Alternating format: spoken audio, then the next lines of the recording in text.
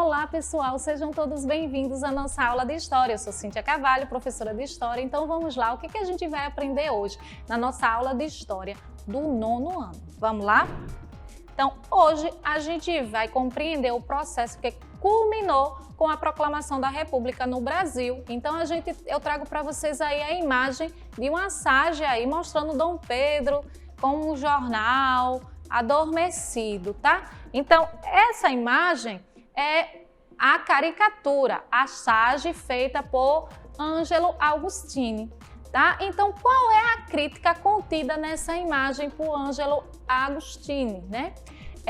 A crítica é justamente tudo o que estava acontecendo dentro da crise do Império e como se Dom Pedro tivesse lá adormecido, sem tomar atitude, sem ter tido um diálogo das insatisfações, dos conflitos que estavam surgindo e não tomou essa atitude. Então também mostra justamente que o Brasil e o Império já não era mais o modelo que atenderia às necessidades da população brasileira. Então mostra aí aquele imperador inerte, né, deitado, calado, quieto, sem tomar nenhuma atitude e as notícias dos jornais saindo, querendo justamente a República e o imperador lá sem tomar atitude nenhuma, né? Então a gente vai perceber o seguinte, né? Que dentro desses conflitos, dessas insatisfações e Dom Pedro lá sem tomar ações para resolver os conflitos, ele vai enfrentar vários conflitos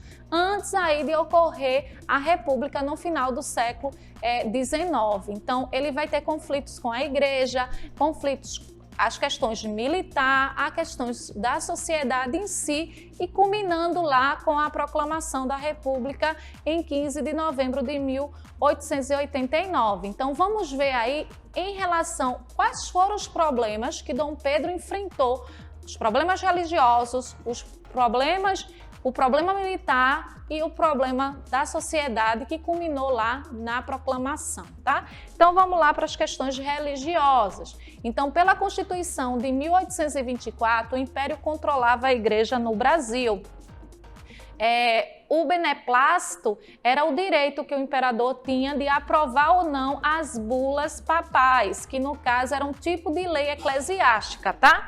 O Papa, no caso, eram leis e ordens, tá? Que vinham diretos do Papa, mas que Dom Pedro aprovava ou não nas terras brasileiras.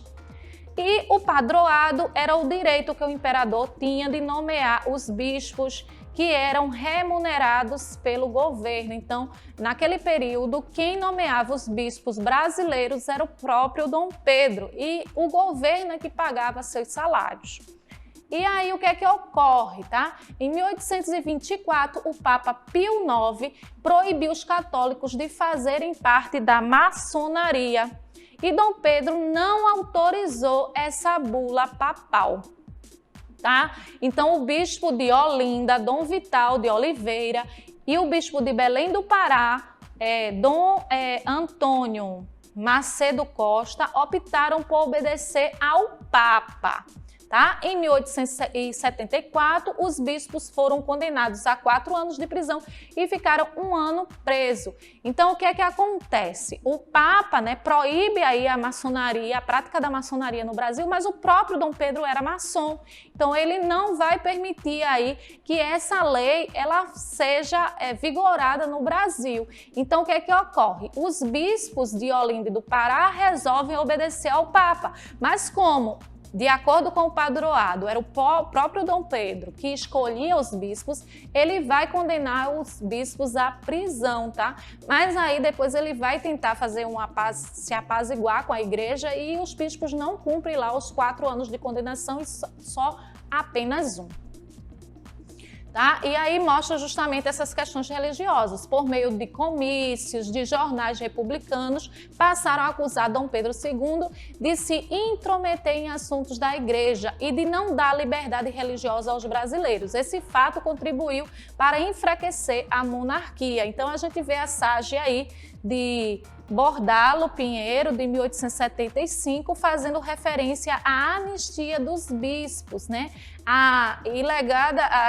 a legenda, né, original é afinal deu a mão à palmatória. Então eles queriam justamente a liberdade dos bispos que foram presos e realmente eles só ficaram 1 ano, mas mostra aí que Dom Pedro deu a mão à palmatória porque arrumou um inimigo muito forte dentro do território brasileiro, já que o Brasil era um país católico. E aí ele brigou justamente com a igreja e enfraquecendo aí o seu império com essa camada da população, a camada religiosa. E aí a gente vai ver agora o conflito com as questões militares. Além da igreja, também houve problemas com os militares. Então, o exército saiu fortalecido da Guerra do Paraguai, descontentes por causa dos baixos pagamentos e das lentas promoções. E no ano de 1883, um grupo de oficiais atacou o governo por causa de um projeto de revisão da aposentadoria dos militares. E o governo recuou do projeto, mas em contrapartida vetou que os membros do exército utilizassem os meios de comunicação para atacar as instituições ou autoridades do império. Então, o exército brasileiro, antes da Guerra do Paraguai, era uma instituição que não tinha muita organização. Então, houve toda uma organização, equipamento, estrutura do exército para a Guerra do Paraguai. Além de organizar o exército, né, fortalecendo aí eles ainda saem vitoriosos da Guerra do Paraguai. Então, chegam no Brasil como heróis nacionais. Então, eles esperavam o quê? Melhor salário, promoções, condecorações, o que não ocorreu por parte do Império. Então, o que é que acontece?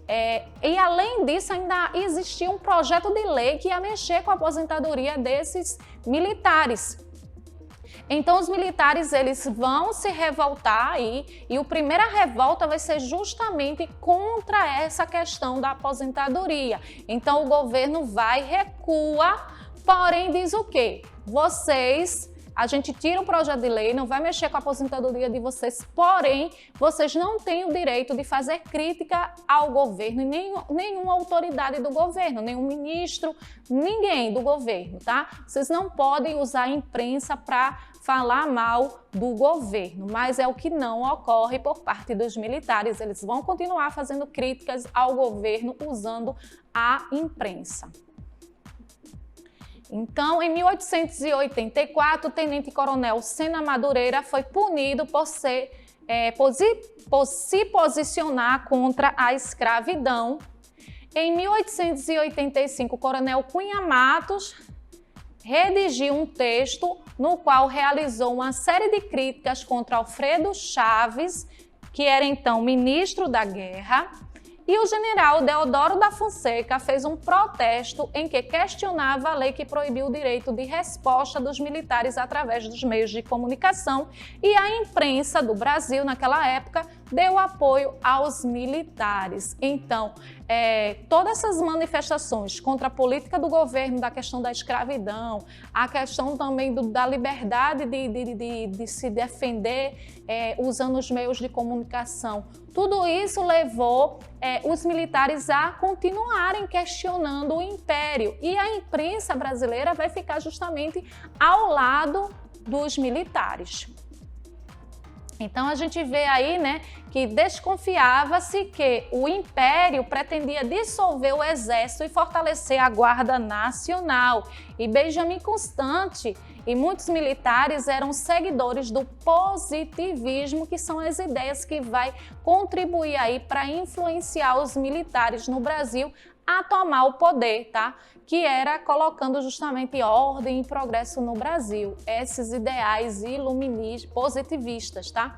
Positivistas. E aí a gente vê aí que por causa justamente das ameaças que eles sentiam aí, que o Império talvez quisesse acabar com o Exército e fortalecer só a Guarda Nacional. Então a gente vê aí, dentro dessas correntes do positivismo, ele defendia a ideia de que o desenvolvimento do país só seria possível, né? Só poderia acontecer com o fim do atraso. No caso, o atraso era a monarquia. Somente os militares poderiam salvar o país, porque os militares teriam a força necessária, né? E aí o lema era ordem e progresso, que significava o quê? A ordem seria a ideia positivista de manter tudo aquilo que é bom, que funciona, que é correto. E o progresso seria uma defesa do desenvolvimento da sociedade brasileira, só seria possível por meio da ordem.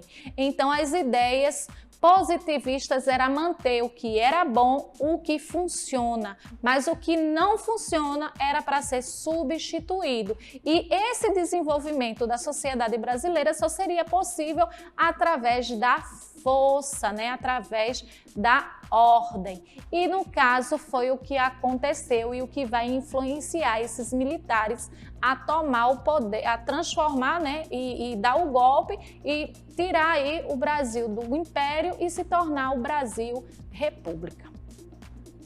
Então a crise também, além dos militares, houve a crise com a sociedade. Observe. Com a Lei Áurea, os fazendeiros do Vale do Paraíba e do Nordeste sentiram-se traídos por libertar seus escravos sem receber nada em troca. Então, os fazendeiros do Oeste Paulista tinham ingressado no Partido Republicano Paulista, o PRP, e as camadas médias pleiteavam maior participação política. Então, os fazendeiros do Vale do Paraíba, os fazendeiros do Oeste de São Paulo, a classe média em si, como jornalistas, médicos, professores, engenheiros, que queriam aí mais participação política, né? Queriam participar do poder. Tudo isso contribuiu para a insatisfação das classes de elite, né? Não o povo, tá? A elite brasileira a questionar a monarquia, principalmente por causa da Lei Áurea, onde eles não receberam indenização por libertar os escravos.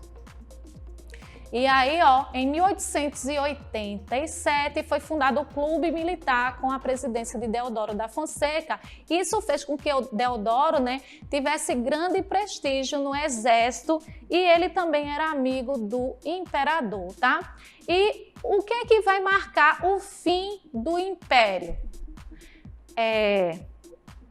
Em 7 de junho de 1889, o imperador Dom Pedro II vai nomear o Visconde de Ouro Preto como presidente do Conselho de Ministros.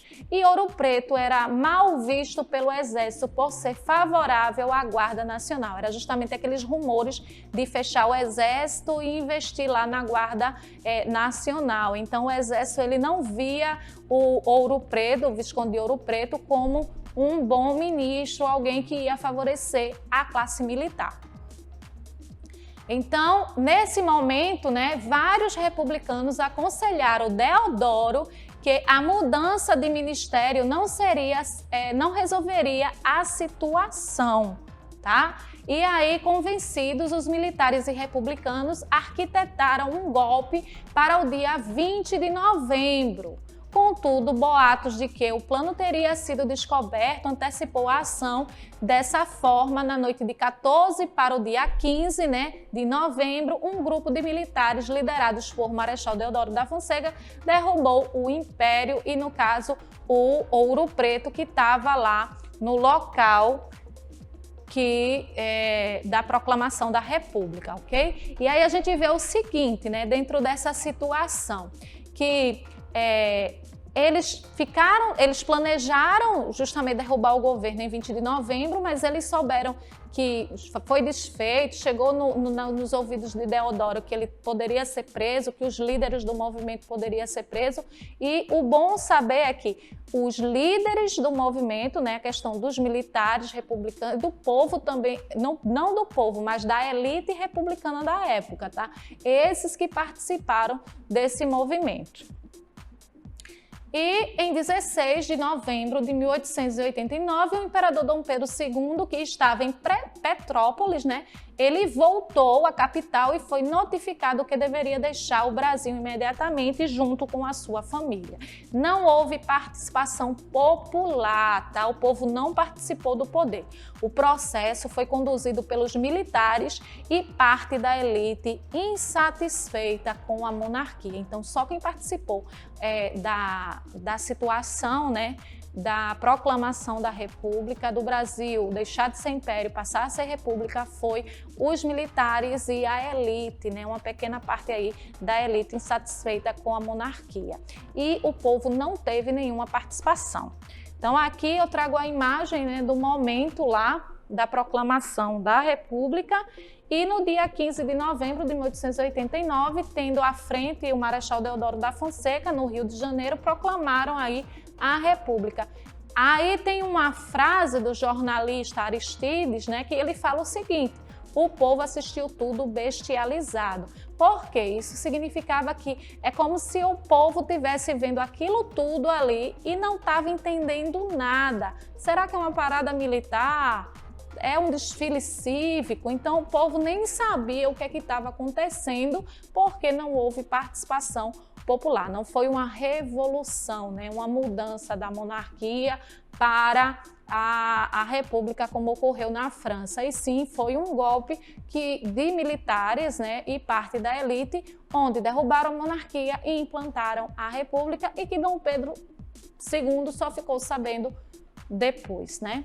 Então, pessoal, a nossa aula fica por aqui. Até a próxima!